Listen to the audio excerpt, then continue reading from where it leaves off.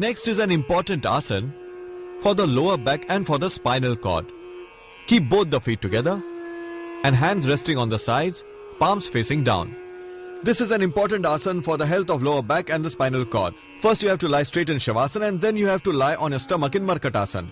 In these two postures, you will be practicing some very easy asanas which will prove effective in controlling ailments related to the spinal cord such as cervical spondylitis, slip disc, sciatica.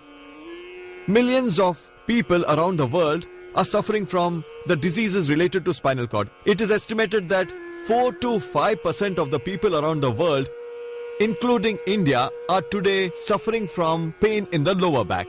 This exercise will relieve you of this pain. Lift your right leg at an angle of 90 degrees, very gently. Knees straight, toes stretched, then slowly rest it down. Now lift your other leg. You have to raise it slowly. Knees straight of both the legs, then slowly bring it down. It is an important exercise, effective in lower back pain. On the first day, practice it only once. One more exercise for the lower back pain. Fold your right leg from the knee. Interlock the fingers of your hand and rest them below the knee, holding it properly. Remember, you don't have to lift your head. You have to breathe out and bring your knee close to your chest so as to touch it. Toes should be stretched facing down. This is Ardha Pavan Muktasana, effective in lower back pain. Do not lift your head. Patients of cervical spondylitis, lower back pain and spinal cord. Do not lift your head. Then slowly straighten your leg and rest your hands down. Now fold the other leg. Toes of both the legs should be stretched downwards. Now while breathing out, press your knee so that it touches your chest. Do not raise your head. The other leg completely straight. Press your knee to touch the chest. And then while coming back to the same posture, rest both your hands on the sides. Then fold both your legs together. After folding them together, with the help of interlocked fingers, press your knees so that it touches your chest. You will not raise your head. It is called Ardha Pavan Muktasana, an important asana for your waist. Now come back to the same posture. One more important asana for the lower back. Kandharasana, which you did earlier, is also an important asana for the lower back. Now you fold both of your legs for the next Kati Uttanasana. Palm of both the hands facing down. Your buttocks and shoulders both resting on the floor. Now while breathing in, you will lift your waist up. You have to raise it up. Raise it up. And then gently bring it down. Downwards. You have to press your spinal cord down so that it touches the floor. Your katir bag, that is waist, will touch the floor. Again lift your waist. Waist will be stretched upwards. Stomach would be stretched, waist would be stretched, but your shoulders and buttocks will remain touching the floor. Again come back to the same posture. It is an easy and effortless yogasana. Once again lift your waist, upward, and then slowly bring it downward. It is a very easy and effortless yogasana for lower back, an important asana for those suffering from sciatica pain, slip disc. Now straighten your legs.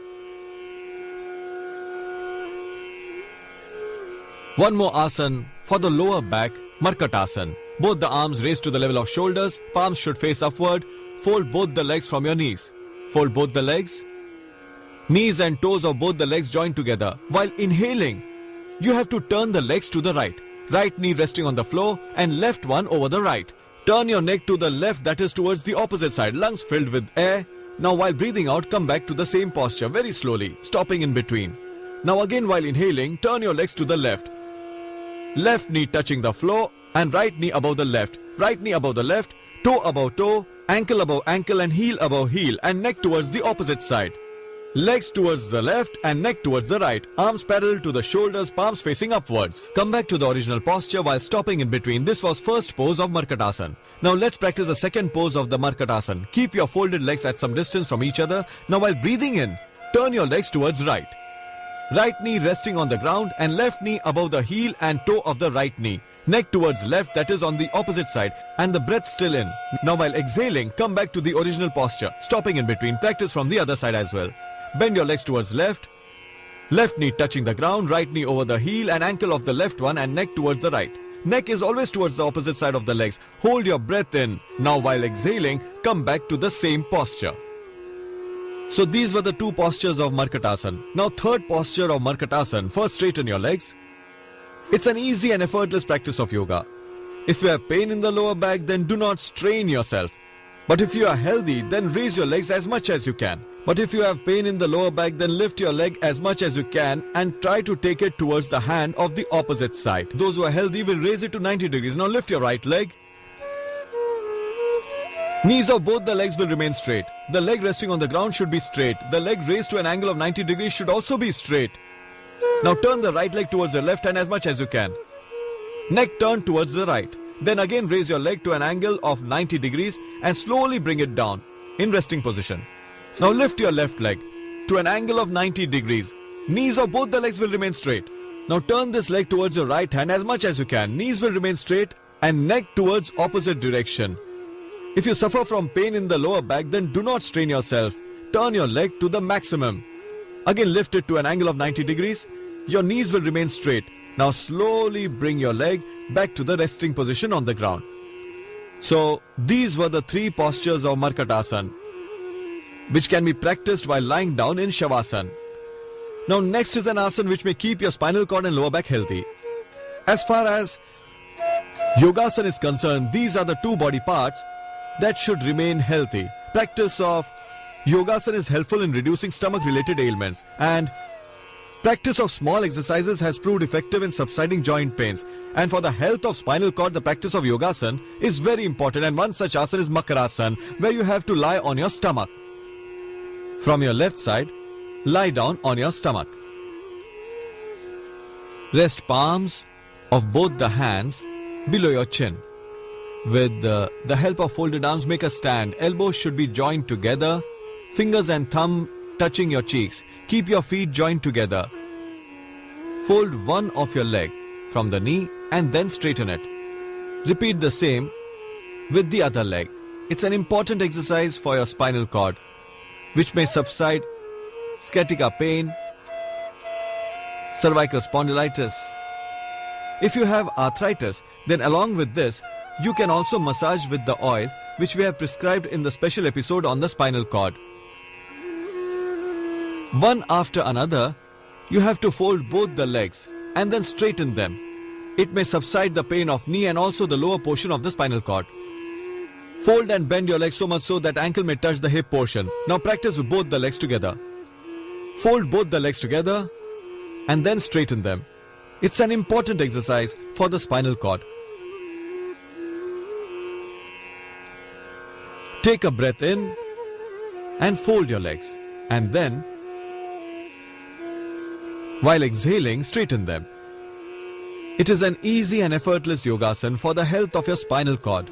It is known as Makarasana that can be practiced with ease without much strain. Now we will practice Bhujangasana. Leg will remain straight, hands on either side of the chest, chin resting on the ground. Now while breathing in, start lifting your chest. Legs straight and feet joined together. And you have to look up, neck stretched upwards to the maximum. While breathing out, slowly come down to the same posture. Do remember, when you lift your chest, you have to raise your body till the navel. Do this while inhaling. Practice it once again. You have to look up. Elbows should be folded a little, feet should be joined together, and breathe in. Now while breathing out, come back to the same posture. This was the first pose of Bhujangasana. These asanas can be practiced for more than one time. Now the second pose of the Bhujangasana. Rest both the hands below your chest. Left palm on the ground and right one above that. Right palm over the left, chin on the ground and feet joined together. Now while inhaling, lift your chest upward. Take a breath and lift your chest. Slowly straighten your elbows. Lift your upper body till the navel portion. You have to look up. An important exercise for your spinal cord, especially for those suffering from lower back pain. Now while breathing out, slowly come down. An effective and important exercise for the patients of cervical spondylitis. You have to inhale and lift your chest upward. Let us once again practice this second pose of the Bhujangasana.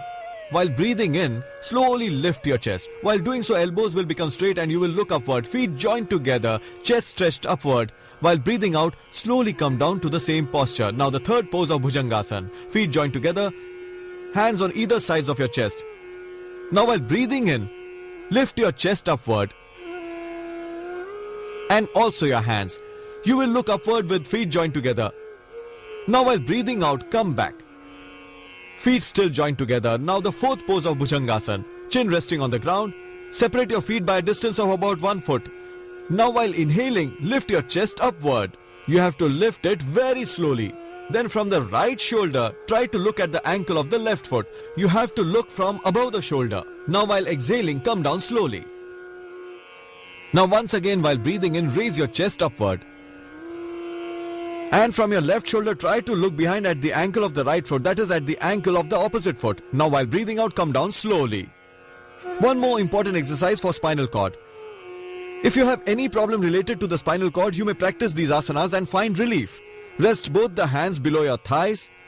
It is called Shalabhasana.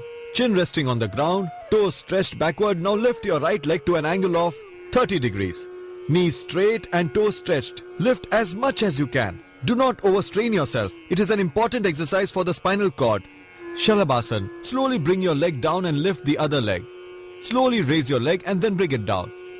Those suffering from pain in the spinal cord may practice only once on the first day. Then gradually they may increase the practice to many times. Now the second pose of Shalabhasana. Bring your right hand in front and keep the left hand over the lower back.